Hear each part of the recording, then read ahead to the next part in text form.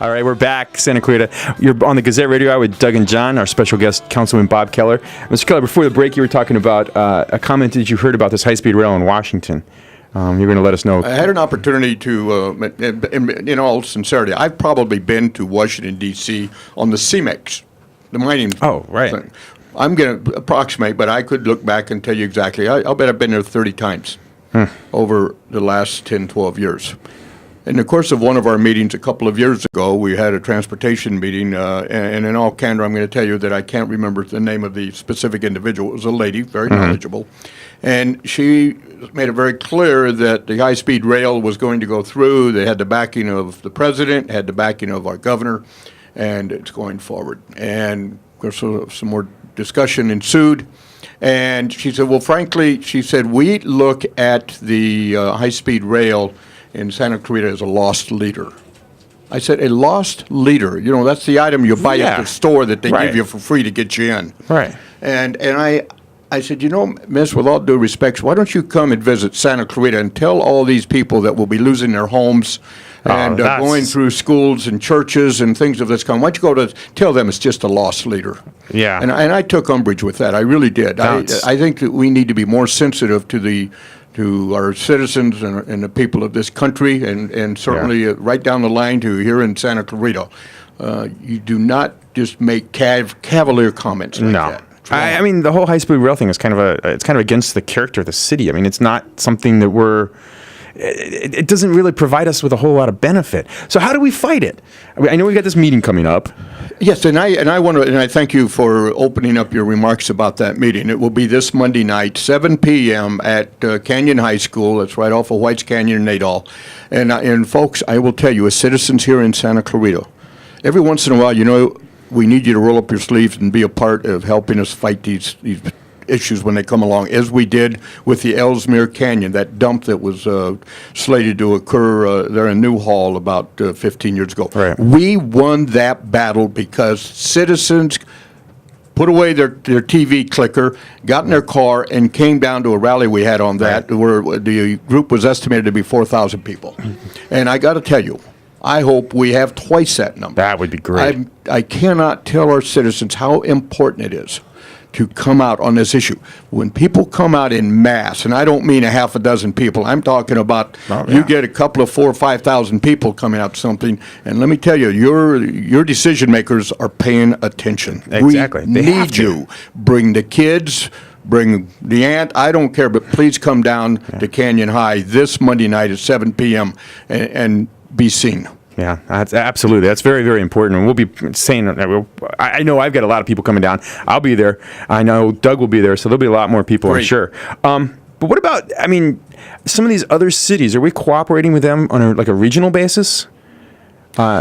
Yes. You know, the nature of the animal, if you will, has a tendency to some degree, have communities kind of pitted against one another.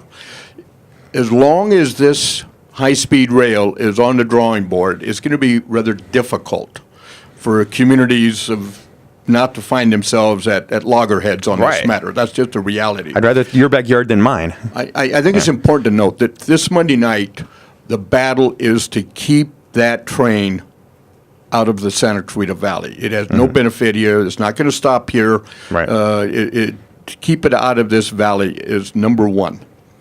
Might be that at a later date and time we want to participate in a gathering of where communities all up and down the state of California to come together to say no to the project. Right. Stop this lunacy.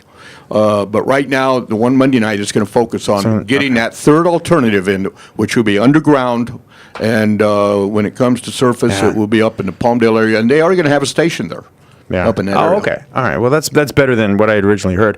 It's still kind of sad that it does kind of pit community against community, though, if you think about it, because there's still communities that will be affected if even with that tunneling, it's going to go through some of the smaller communities at the base of the San Gabriel Mountains, right? Yes. I mean, that's still pretty difficult to build a train of this nature and not have impact upon communities and personal property, and like I say, it is going to disrupt thousands and thousands of lives. As a lawyer, I'm smelling lawsuit. You're smelling a lot of lawsuits. hopefully the city won't have to get involved in one of those. Well, this is, like I say, Monday night is the best way for us to combat this and keep it out of Santa Clarita. I can't imagine that the eminent domain lawsuits and the way those work. I dealt with those when I was in law school. Thank goodness I don't deal with them anymore. People will come in and take your property, and they will give you fair value for it. Court gets to determine fair value. Well, the court's part of the government. So it's not fair value is one thing, but also depending on the nature of the property, particularly if we're talking about residential, there's something else more than just value to a residential property. Exactly. There are memories, there's emotion, there's families, there's a lot of things that come into play. Yeah. So how is this meeting going to look? Hopefully they'll have enough room for everybody. They may have to move it out to the football field, I hope. But who's going to be running the meeting? Is it the city council? The city will be overseeing it. I'm certainly going to be there. Do I anticipate being a speaker or something of that kind? No, I do not. But I will absolutely be there, and I'm confident the entire council and City Hall. But it will be a very responsibly managed program. Santa Clarita, we don't go crazy out here, but we let our voices be heard. Awesome. All right. Well, we'll definitely be out there. I think it's one of the pending issues that's coming up that is going to create so much havoc in just normal Santa Clarita life. I mean, that's what you call it. And you're taking houses, you're taking schools, because I've heard Pine Tree Elementary. They might be able to dodge a couple of them, but they're not going to be able to dodge everything because it's coming right through a residential area. So they might miss the school, but they'll pick up a few more houses. Who knows? And you really want your kids right next to a 200-mile-an-hour bullet train. Absolutely would not. Yeah. Well, Mr. Keller, I want to thank you for coming in. Once again, that meeting is Monday night, the 27th, 7 o'clock, Canyon Country High School Gym, right? That's it. All right. Mr. Keller, it's been an honor and a privilege. Thanks so much. Quite contrary. It's all my pleasure. Okay. All right. Well, you listen to Gazette Radio Hour with Doug and John on AM-1220 KHTS. We'll be right back. All right. We are back, Santa Clarita.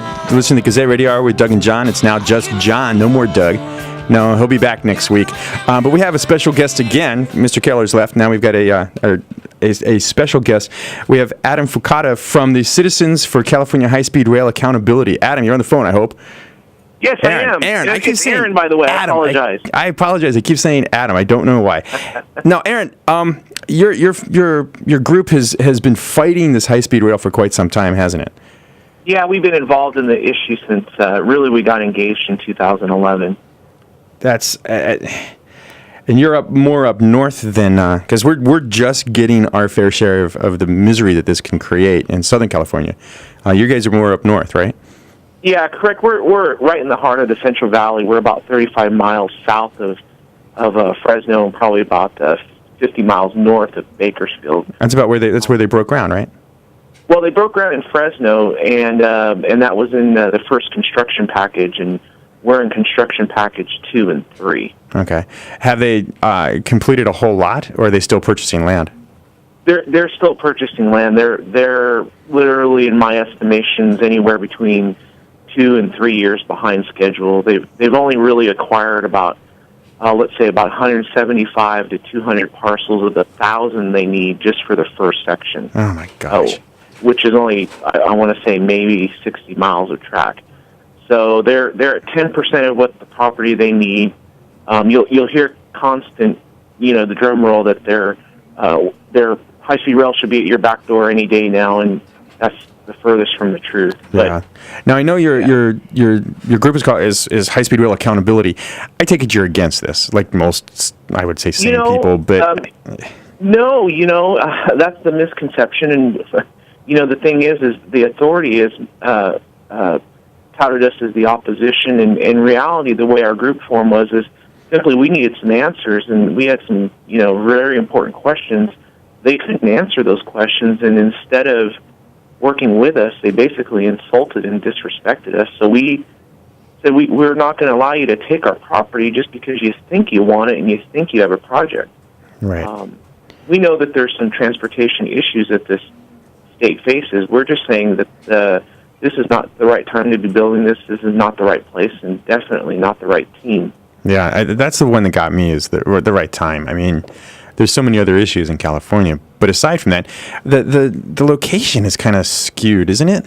I mean, we're going through that in Southern California. They've got 3 different areas, one right through Santa Clarita, one sort of kind of on the outskirts of Santa Clarita, and one through digging a 9 or probably about 30, 40-mile tunnel somehow.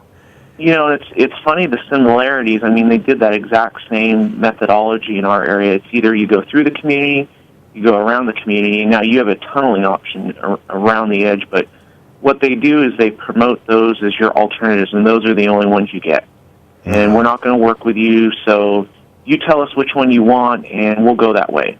And that basically set our communities to be at odds with each other. So the cities wanted it out in the rural area, the rural areas wanted it in the city areas.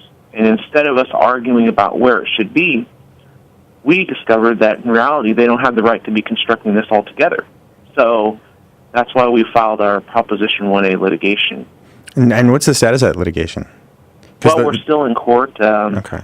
The case was broken into two phases. We initially had won our first phase, and it was overturned on appeals because the timing wasn't right. Apparently, the courts won't recognize the fact that they're not complying with Prop 1A until they spend the money.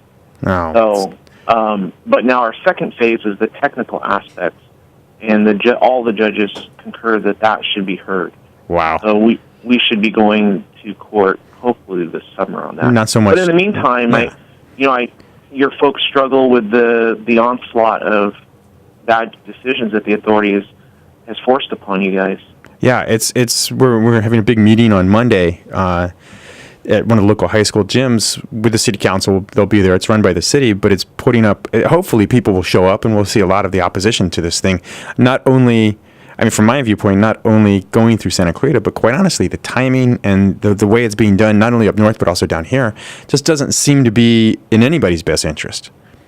No, it's really what they're going to do is their goal is to hold the state and the federal government hostage to their needs, and their needs in this ultimate project is being driven by a very small portion of the state, which is the union representation and a few key legislators that owe their union votes some payback. So This really isn't about solving transportation problems. It's not about even installing high-speed rail. Your folks will, as they start digging into the details, like I tell everybody, if you spend a couple nights reading, you will discover some alarming things. They're not building high-speed rail because they can't. Oh, that's what we were just talking about. Yeah, they're nowhere near the funding that they need. They don't know the technology, and the alignments that they're choosing are setting themselves up for failure. So, yes, and so we're spending all this time and energy fighting a high-speed rail that's never really going to be there, and if it's there, it won't be high speed anyway. Yeah, and in our situation, they're starting to appraise properties and things like that. What we're finding is for areas such as yours and Bakersfield and those areas, it becomes like a scar that goes through your community, and you can't get that scar removed. No. And that's why it's so imperative that the communities start reacting or being proactive about it instead of being reactive to it, because the authority is playing with billions of dollars in a lot of union membership. So they will come through and roll through your area as if you're kind of nobody. And they'll tell you, they've got about 5 lines they could tell you. That's about their array of responses. So yeah. Well, Aaron, when as this goes on, hopefully we'll have you on again, because I'd like to hear some of the way that they're handling the tactics, because I'm sure they got to do the exact same thing up north as they're going to be doing to us. Yeah, I see them doing it right now. They're setting Santa Clarita up and some of the other communities to be the fall guy. Right. So then they're going to say, we want it to go down this route because everybody else didn't want it down here. So it's really their fault. And they did that to us. Over here, they proposed some alignments and told the other folks that it was, the other alignments that wanted it on them. And it just made, we didn't fall for it in our area. It actually doubled our opposition or our group. Because those people knew that we would never do that to our family and friends. Right, right. Hey, Aaron, if people want more information on your group, how do they get that? They can visit our website, www.cchsra.org. And that's Citizens for California High-Speed Rail Accountability, right? Yep. All right, Aaron, I've got it. Perfect. Thank you. Go ahead. I encourage your listeners, just ask some questions and read a little bit. You'll be amazed what you find. All right. Thanks so much, Aaron. I appreciate your time. Thank you. We'll have you on again, guaranteed. How does that sound? All righty. Thank you. All right. Thanks again. That was Aaron Fukuda from the Citizens for California High-Speed Rail Accountability. All right. You're listening to Gazette Radio Hour with Doug and John. Just John today on AM-1220 KHTS, Santa Clarita's hometown station. We'll be right back.